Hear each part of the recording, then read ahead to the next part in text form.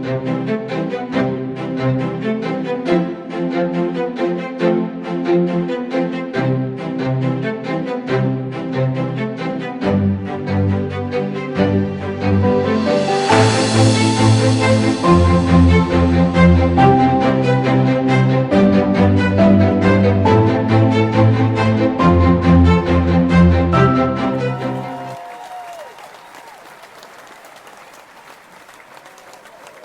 you. Hello, everyone, and welcome to BigTech, an ongoing discussion about ethics and technology.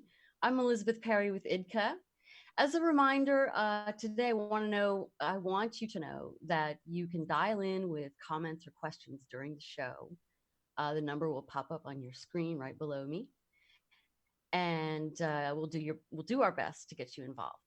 So many of you are concerned, maybe even angry, about the way that a few corporations harvest, analyze, and commercialize our personal data. We've talked a lot about this on our show, but have you ever wanted to just turn the tables on big tech?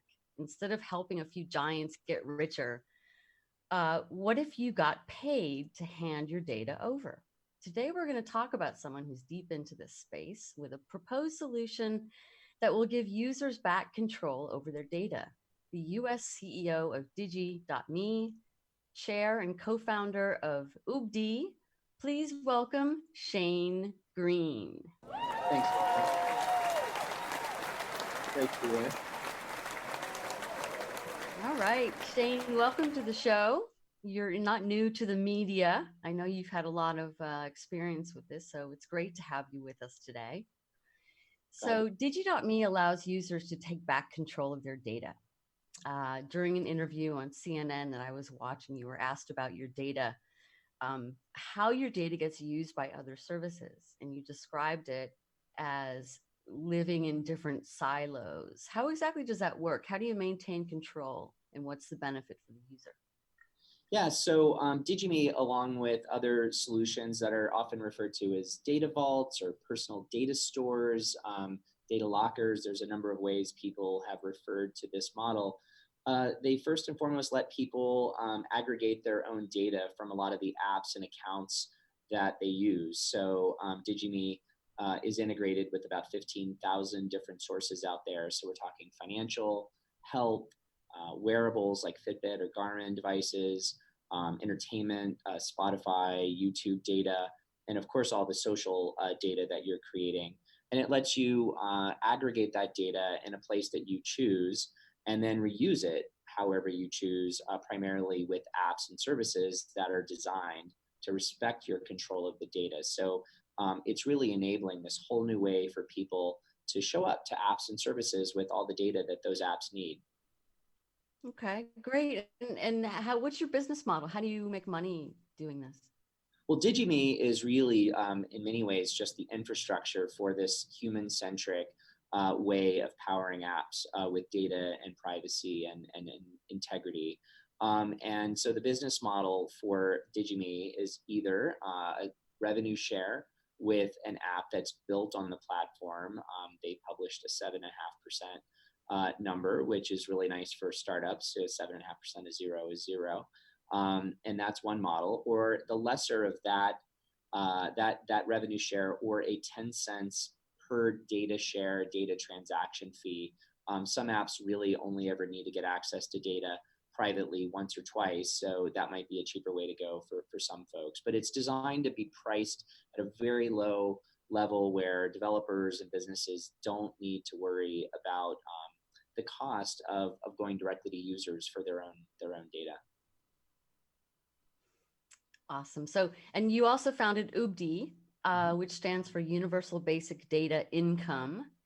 How does that solution differ from Digi.me? So Digi.me is really, as I was saying, really the infrastructure or a platform, we say in the tech world, for apps and services that play by these new rules and this new architecture. And UBDI is just one of the new apps that have come out that are innovating around this new idea. And so UBDI specifically is designed to help people monetize insights from their data, not selling data. That's a bad idea. monetizing insights from your data in research, which is what it enables, is a great idea. And so UBDI, which just launched, is very focused on that and has a really great story around from a team led by a young CEO who had a very big health problem and was trying to share her data with medical researchers who were trying to study her situation and was unable to do that. And in the course of simply trying to provide access to her health data for the purpose of medical research, discovered that it was costing these medical institutes often tens of thousands of dollars to identify and get access to data from a single person for research.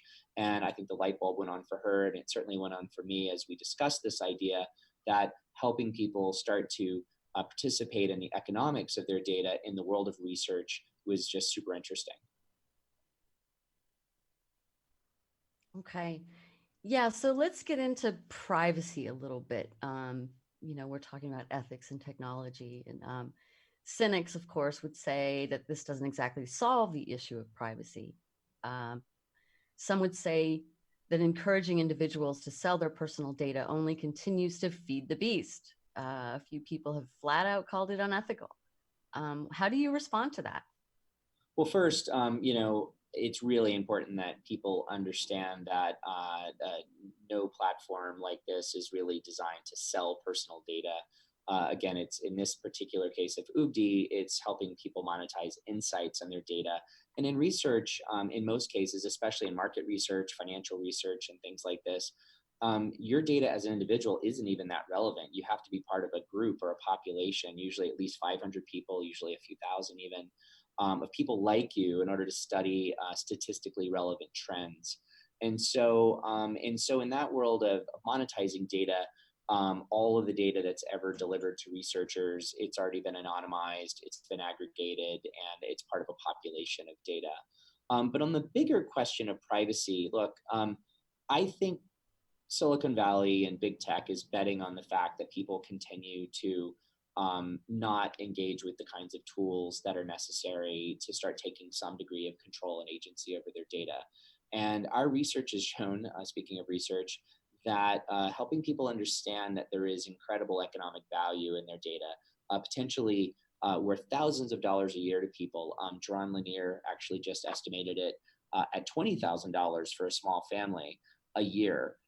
This is a fundamental game changer. And so the externalities, if you will, all of the benefits of people starting to take control of their data, if in fact the first thing that gets them to do that is around research and insights and monetizing it that way, it's got incredible benefits for privacy and getting all of those other apps and uses out there to start coming directly to us as individuals for data instead of tracking us behind the scenes.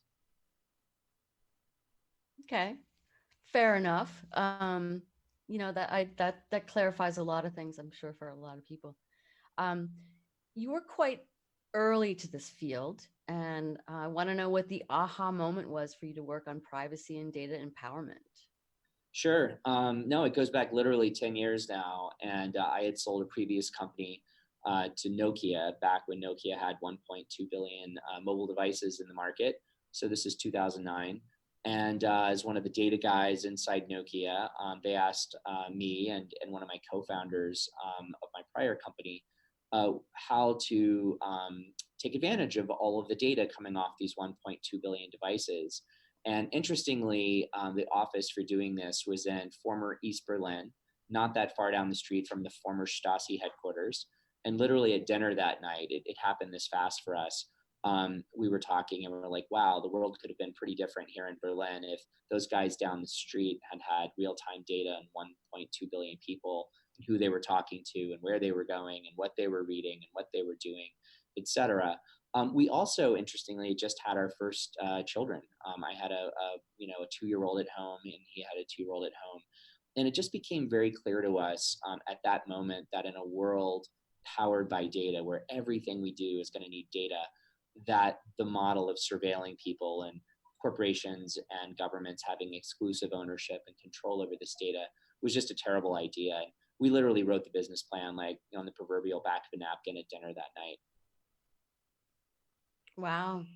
Um, Yeah, that you mentioned Jaron Lanier, and we just saw Roger McNamee in London, book signing, um, and that was fantastic. And so it's nice to see that there are so many influencers and people that are sort of like, I guess you could call them ex big tech in a way, are coming out and talking about the privacy and the need to be in control of our data.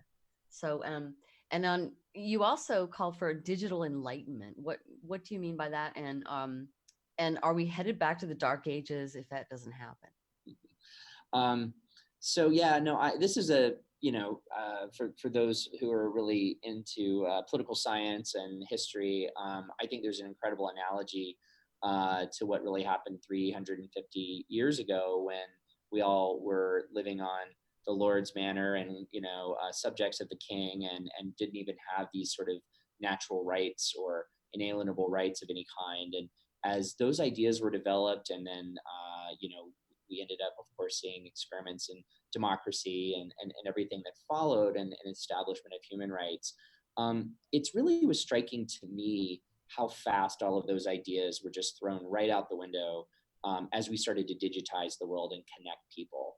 It was really stunning. And I think 9/11 played a pretty important role in that as well, because it just happened, 5, 6, 7, 8 years after sort of the broader commercialization of the internet and right at a time when people were starting to get smartphones in their pocket and governments were scared at the same time and wanted access to data and companies were of course starting to realize just how valuable data was and how big the fortunes could be made just by collecting data.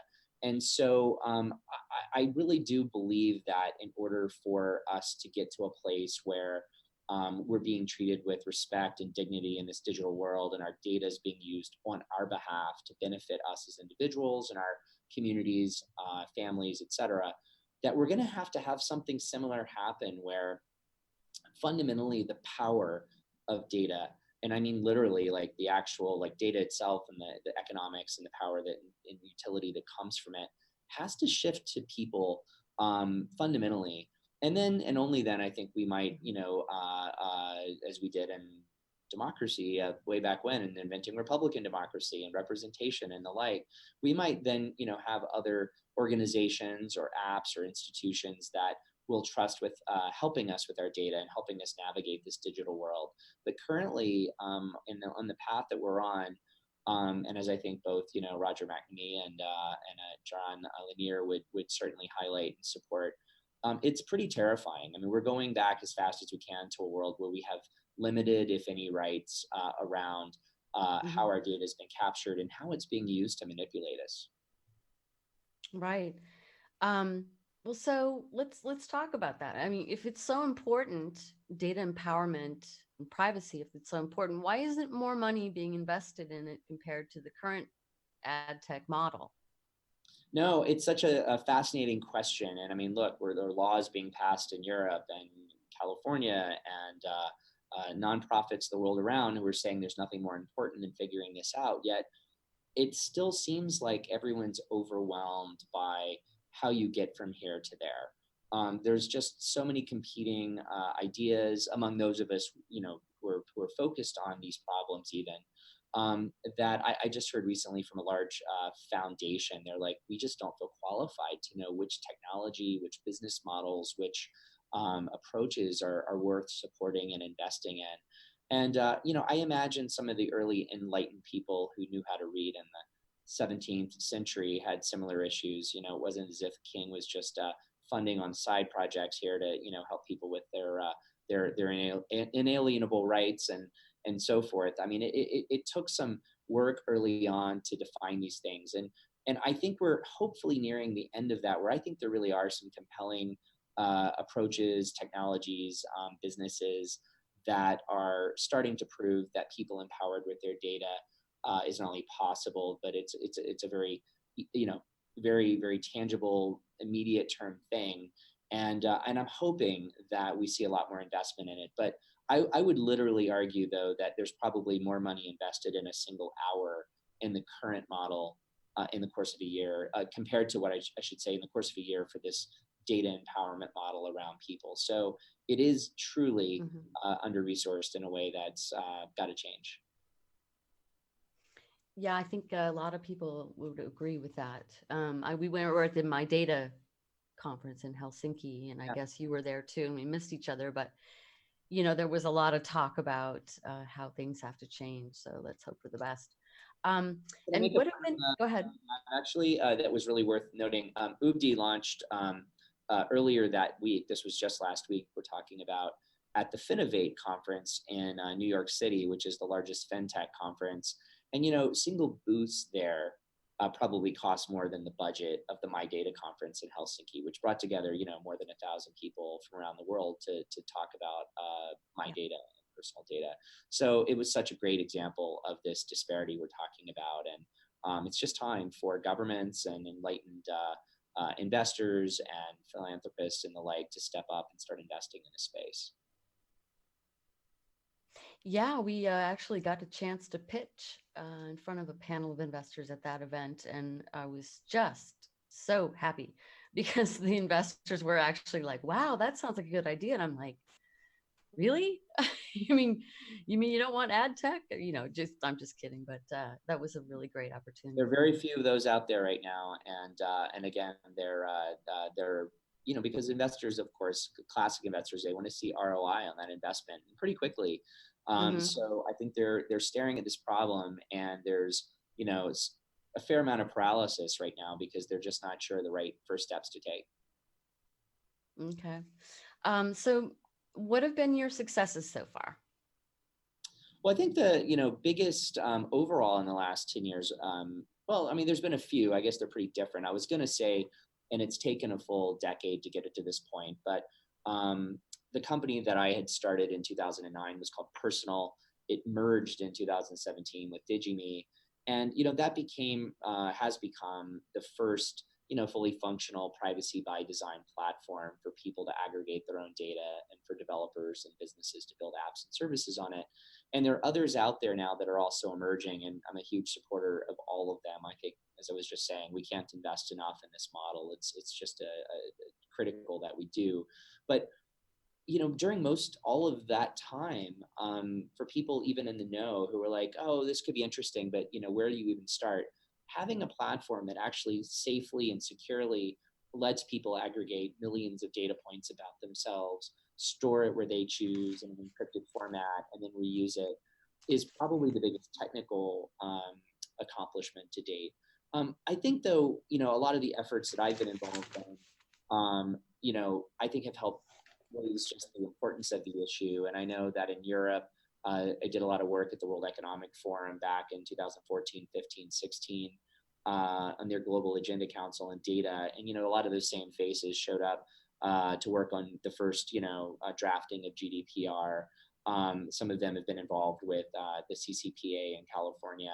So I really think, this last decade, while we've been trying to build real tech and build real businesses around this model, it's been as much about articulating the ideas and getting those ideas out there, however imperfect still, and certainly no one's going to argue that GDPR is perfect legislation. But, it is starting to catalyze this model, both by shining a light finally on the abuses of the surveillance-based economy, and then wherever possible, hopefully catalyzing the new model.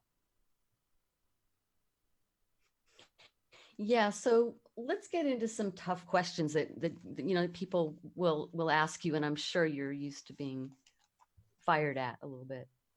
More than a little. But yeah.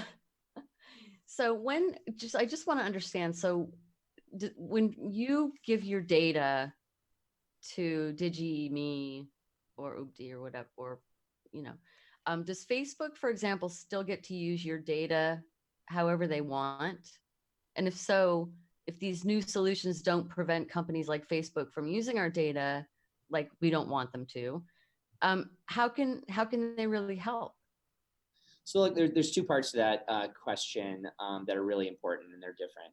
First, with privacy by design platforms of any kind, so DigiMe is just one example of that, they don't actually touch, hold, or see the data. They're a utility for the individual that they download on their phone or their computer to plug into these data sources. And then the utility on the phone or on the computer helps to organize the data and encrypt it. But literally, the individual then chooses where the data is stored. I store mine in encrypted format in Dropbox, which may sound like, hey, it's Dropbox. How secure is it? Well, the reality is that once the data leaves the Digime utility, it's entirely encrypted in ways that it's safe to store in a Dropbox or a Google Drive or a OneDrive, this kind of thing. So the first piece is no one's giving data to Digime, and all of the privacy by design principles that have been invented and innovated on the last decade were built with that in mind. The second part of the question, though, which I hear a lot, and it is a really confusing kind of idea, like, okay, I might get a copy of my data from Facebook or a copy of my data from my credit card company, but they still have the original data. So I'm not really solving anything, am I?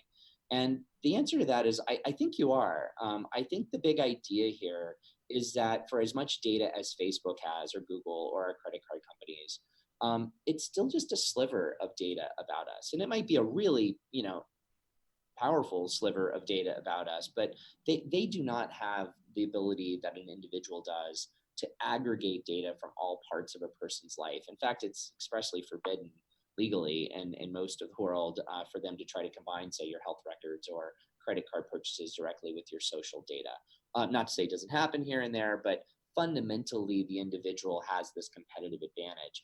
And even though, let's say, my data is still in all these silos that I've imported it from, I now have, I think as an individual personally, I have 3.5 million constantly updating, accurate, verified data points about my life. That copy, that combined copy is the best database of me out there. And so if you're a developer and you want to come build a new app or a new AI-based service, coming to me for that data is going to get you a lot further along than, say, just building another app on Facebook or another app in the Google universe where you're playing by their rules and everything that you're using or seeing, they are too. So I think that actually is very promising for the future, but it is counterintuitive, and it is a big part of kind of the education that we're having to do with people to explain that combined copy of your data is actually one of the most powerful things in this whole game. So if I'm understanding you, well, so we talk about this a lot, and we talk about surveillance capitalism. Thank you, Shoshana Zuboff, who coined the term and wrote a huge book about it, which is so huge. Yeah. Anyway, so, it's the huge amount of data that's collected and turned into profiles by algorithms. Mm-hmm. And then the profiles are used for manipulation. And did you see the great hack? We saw the screen. Amazing. I mean, those data points and what you can do with those to manipulate people. Right. A lot of people are saying that minimizing that data that we're giving out is critical. So the question is, if people can trade their data, which means the economic incentive will increase data availability. You know where I'm going with this. I mean, if Facebook currently, go ahead. Yeah, are we not somehow also inadvertently, kind of to your earlier question, helping to feed the beast, or getting back to like helping right provide more surveillance of us, even if we're getting a part of the economics, effectively still enabling this very terrifying idea of us being manipulated, even without us realizing it. I think that is it's a front of mind issue. And so first off, on the point of being able to be manipulated through your data, I mean, this is something those of us who've been working on this problem for a long time saw from day one. This was not a new insight. I'm glad that documentary is out and people are waking up to it in more profound ways. But this was, highly understood, highly predicted. In my case, personally shared my worries and concerns with board members at Facebook, among others, saying this was going to happen, telling them it was happening, and then afterwards saying it happened. What are we going to do to fix it? And the reality is that, and I think this is what's terrifying to me.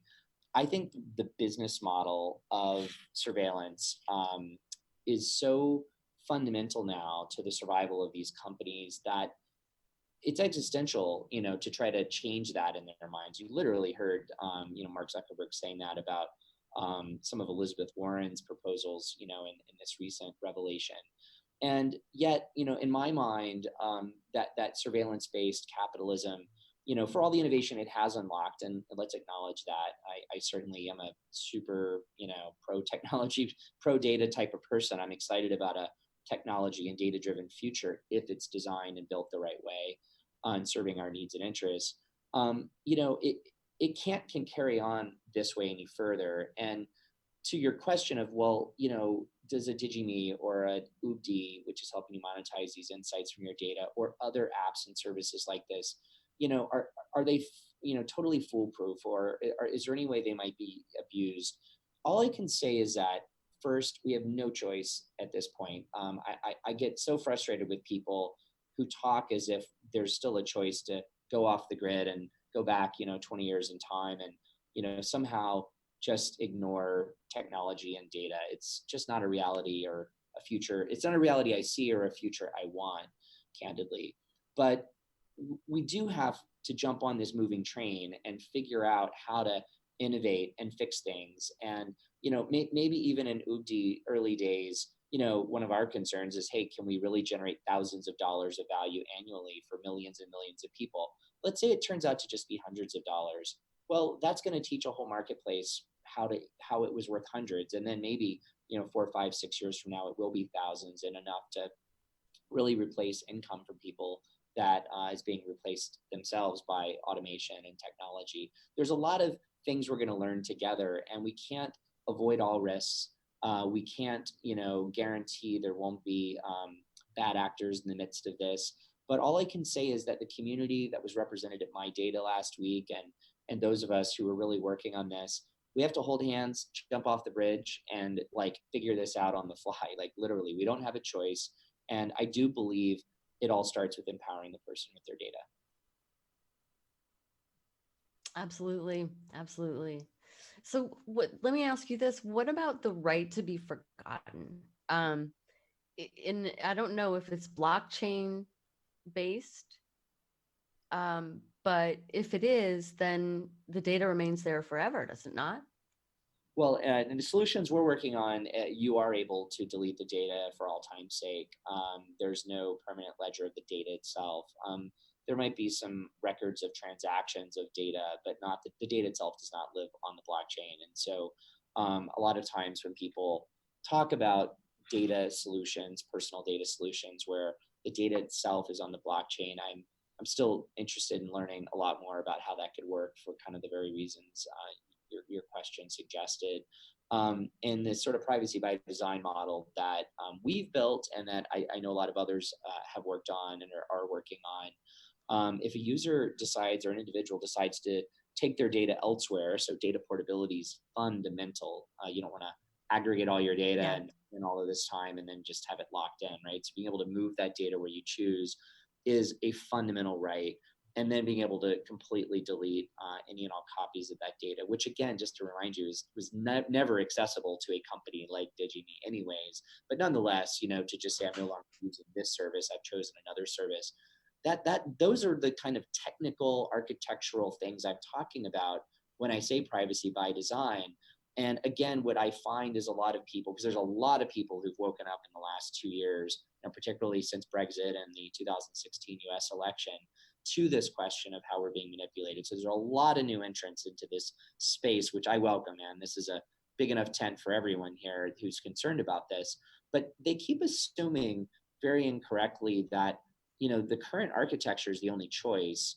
And this new architecture designed and built around people, it just doesn't have so many of the current vulnerabilities and opportunities for abuse that we're seeing. So it's really important to kind of help educate them. So I love having conversations like this to say, hey, come take a look at what the future might look like if people were in control of their data in this new way. Yeah, absolutely. So I've taken a look at the app, and I know it's available on both iOS and Google Play. And the thing that got me was that do you want to hook into Dropbox? Do you want to hook into Google? Do you want to what about that? Because it's like, again, well, we Aren't they maybe getting we've already. Go ahead. What? Yeah, they're getting access to the data yet again now that you've aggregated it. Yeah, I mean, it's Yeah. actually interesting. So they're not. The data comes out in an encrypted file that has multiple layers of encryption, and all they're doing is storing or hosting this file. So they're not able to read or see or understand the data. It's worth mentioning that we've spent a lot of time at DigiMe, particularly looking at alternative storage mechanisms. There's one company, I won't mention it by name, that was developing a literal box you put in your own house, so you weren't going to need a Dropbox or a Google Drive. And to date, those kind of roll your own storage devices that you host actually don't have as good a security, just on the, it's certainly not performance, as the more centralized cloud storage providers. We are working hard and supporting as many new approaches as we can. We'd like to have a much more truly decentralized approach.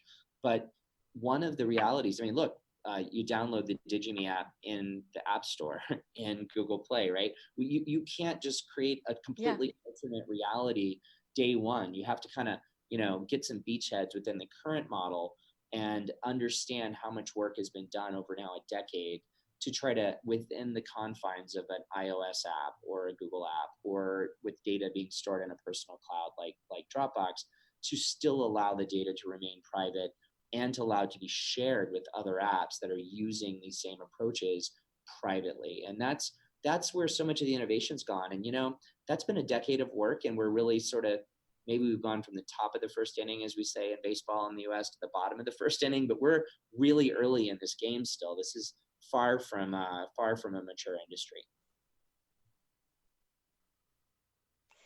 Yeah, absolutely. And there have been other concepts coming up that I guess are similar to Digime and UBDI. We Yeah. had Doc and Humanity as an example. How does your solution or your solutions differ? Well, again, you kind of have to split the question in two parts, from like the fundamental management of data and this private sharing of data with apps, or just more of a platform like Digime, versus like the monetization layer of helping people monetize aspects of their data. And in the first part, look, I'm very excited, as I just said, about some of the new decentralized approaches that are emerging out there. I think everybody worries, with reason, that these centralized control points within any platform are going to be exploited over time to raise prices or change the rules on people, or limit competition. And there's just very few people out there who, we've all been living this. We've seen the power and reach of these big platforms once they get to a certain size. And so, I think you see a lot of folks out there who just don't want to see that happen again. And even like venture capitalists that helped build the first version of this, like Union Square Ventures in New York, Brad Burnham, Nick Grossman, and others there, like they're big investors in Blockstack, for example. They're doing everything they can to invest in this highly decentralized approach, and so I'm very optimistic about where it's going. I don't think it's delivered the goods yet. I think we don't know if it's 18 months away, or 3 years away, or 5 years away. You can add to that, another project I love, which is Tim Berners-Lee, his Inrupt project up at MIT. Highly decentralized, but that's a little bit further down the road than where some of the current platforms are. And I think it's important that we innovate and disrupt today with what we have today, and then just build and continue to build on that going forward. So welcome these other efforts. Just the decentralized nature of them is so new, and the like, that they just have a little further to go, I think. Okay. So I want to take a little bit of an opportunity here to talk about Idka, because I know you've checked it out, Yeah. and we are providing what I guess we could call the original walled garden for groups and organizations for whom privacy is critical. Mhm. Here in Europe, for example, in much of the public sector, say, schools in Germany have been told they can't use Microsoft 365, for example, healthcare, all these, and then public sector organizations that are no longer really able to use platforms that are called big tech, or that surveil or mishandle data. Mhm. So we're offering an integrated suite of tools for communication and collaboration.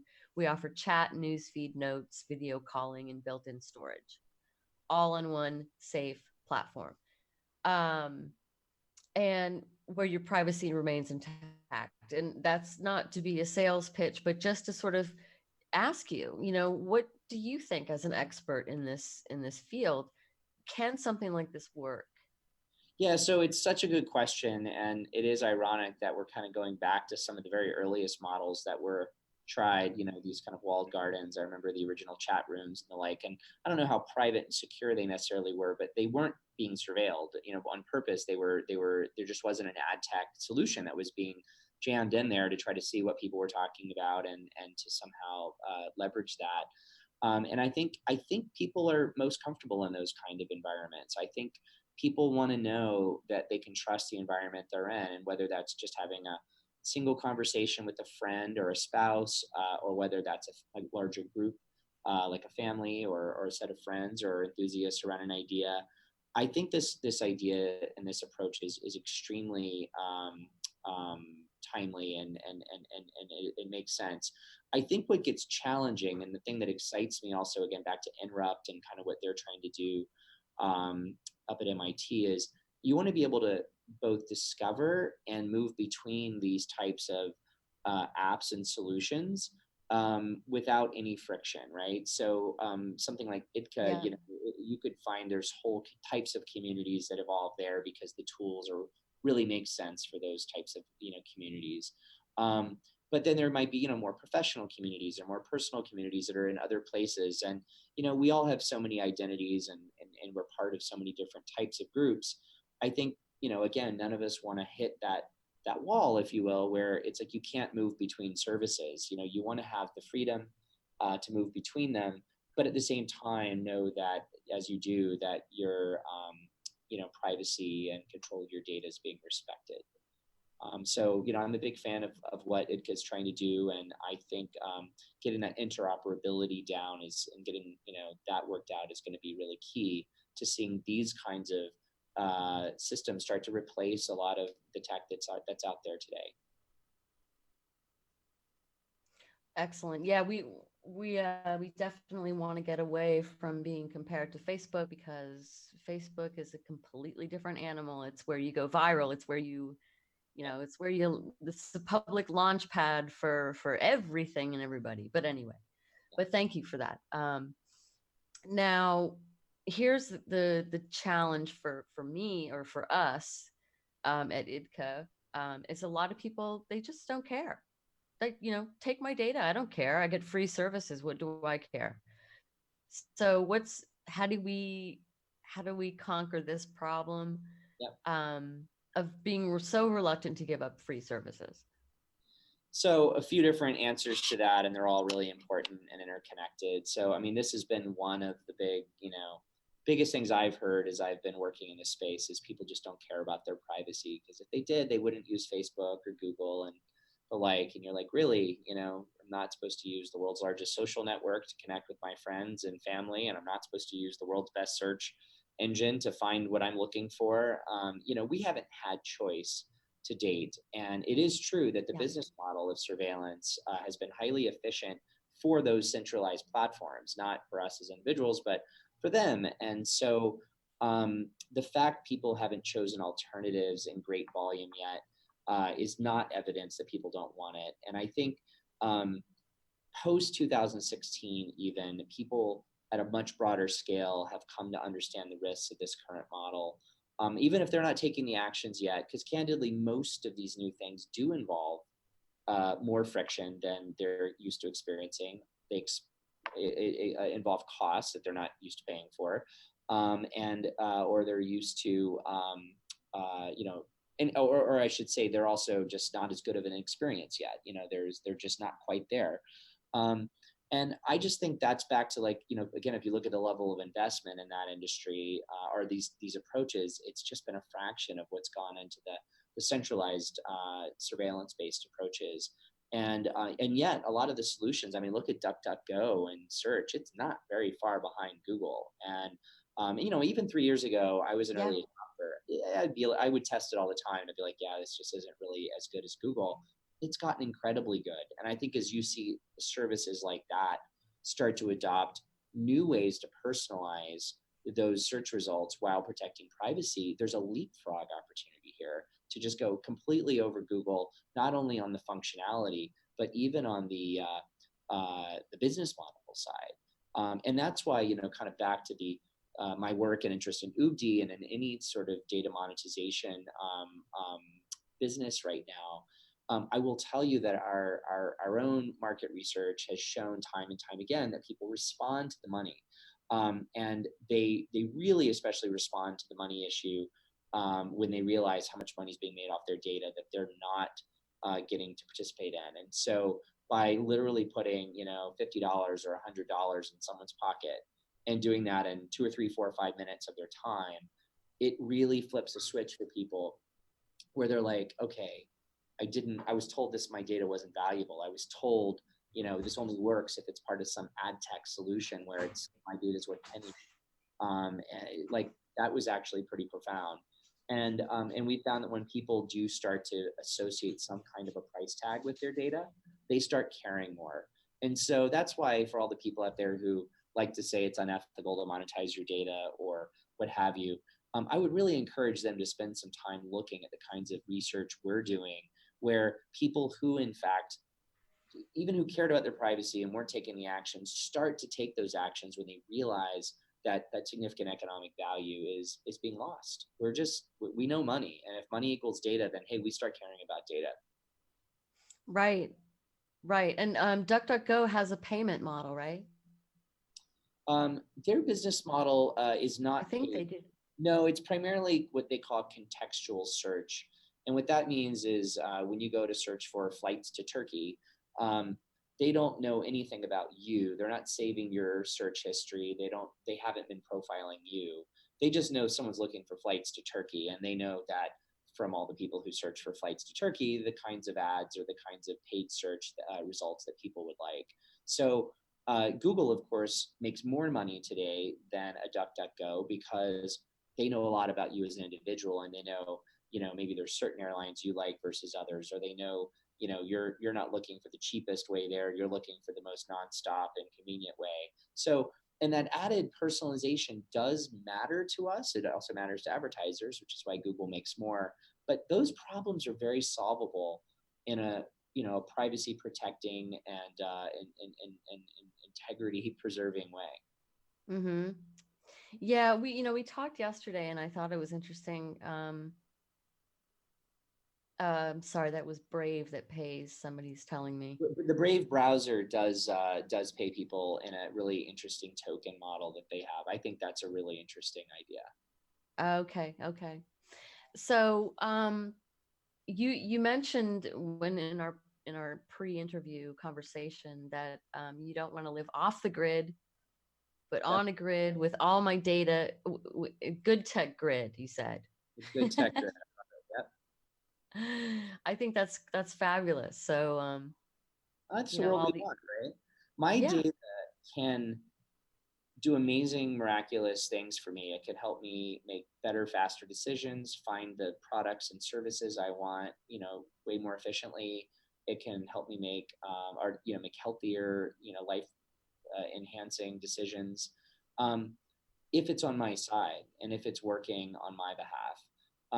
Okay. If not, it can get me to vote for candidates I didn't really want to vote for, or take out financial, loans and products they didn't really need. And it can manipulate me in a million ways that I don't understand. And so this really is one of the great struggles of our time. People historically, for like tens of thousands of years, they've understood power dynamics. And whether that was a lion or somebody with a bigger club or the lord of the manor who, had a lot of control over how much you got to eat, whatever. We've understood, we've had real sensitivities to power dynamics. What's so amazing about this digital world and how data is being used is suddenly it's invisible. There's a faceless, nameless, invisible, enemy, if you will, or set of forces. They're not all enemies. And I certainly don't mean to suggest every company engaged in the current model evil people, but we don't have any tools to defend ourselves. We're not even able to identify Hmm. the threats, and that's not a situation we've ever had as humans. Candidly, Hmm. a lion, we knew that was a threat. We knew at some level that there was a threat, and we knew, that we needed to take some action, even if we were defenseless. We at least knew what was happening. What's so amazing when you watch The Great Hack, or when you understand how people have been manipulated in this very early version, they had no idea, none. They really, in fact, the opposite, felt empowered with information and felt empowered with new tools that they had no idea how much that was playing in the hands of forces far larger than they ever could have understood.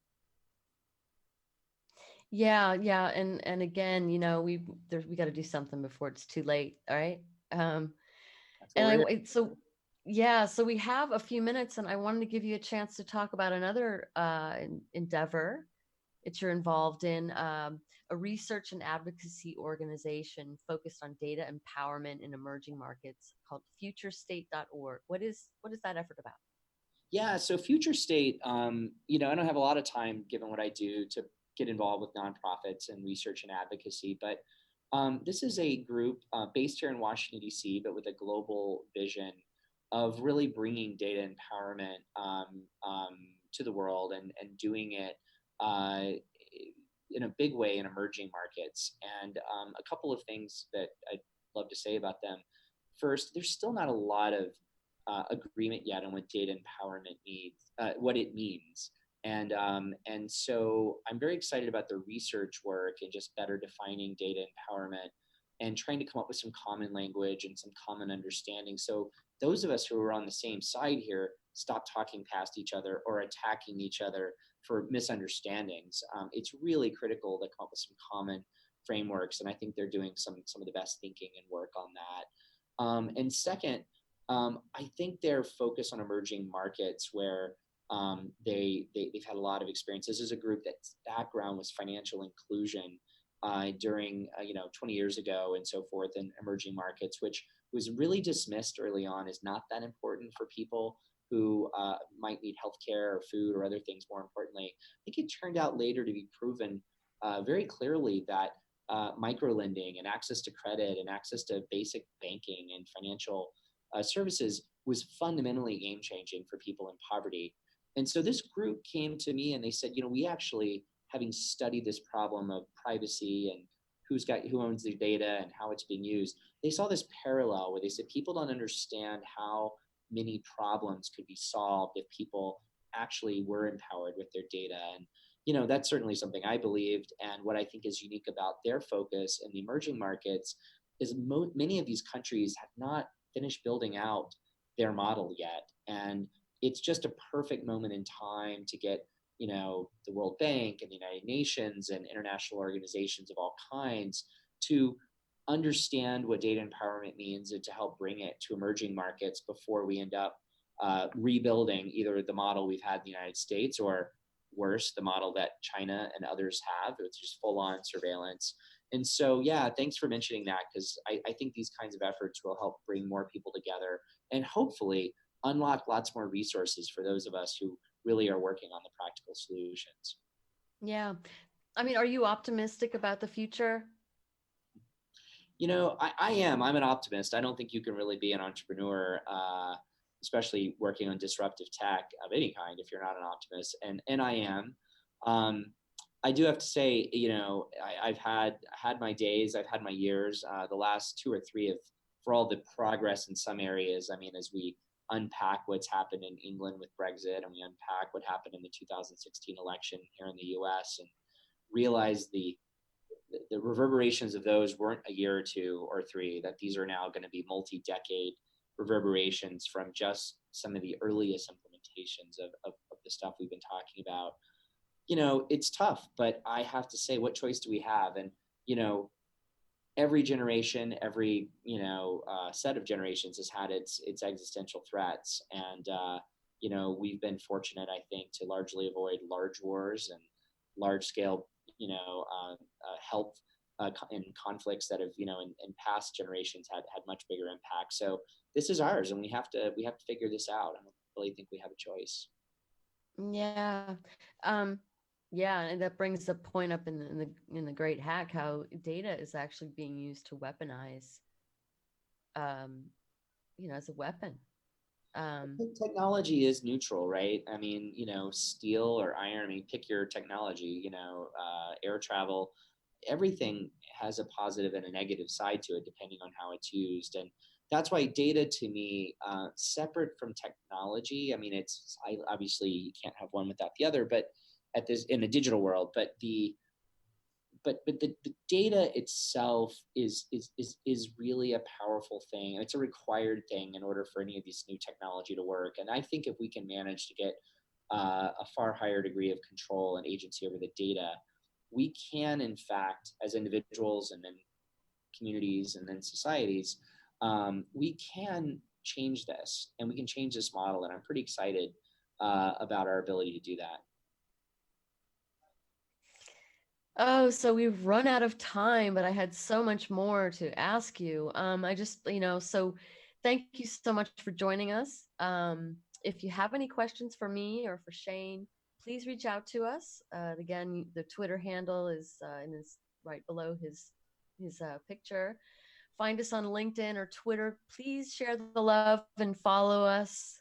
Join our cause. Join Idka, start a free account, bring your peeps, your groups, your organizations. And, we might have different ideas or concepts on how to put the user at the center of their data, but I think we can agree that there's a problem that needs to be solved before it's too late. So We I agree. want to, yeah, so thank you again. And let's do this again because we have more to talk about. What do you I think? love to do that. Thanks for inviting me to participate. It was great. Awesome. Thank you, everybody. And good morning, afternoon, or evening, wherever you are in the world. And we'll see you again on the next Good Tech. See you later. Bye-bye.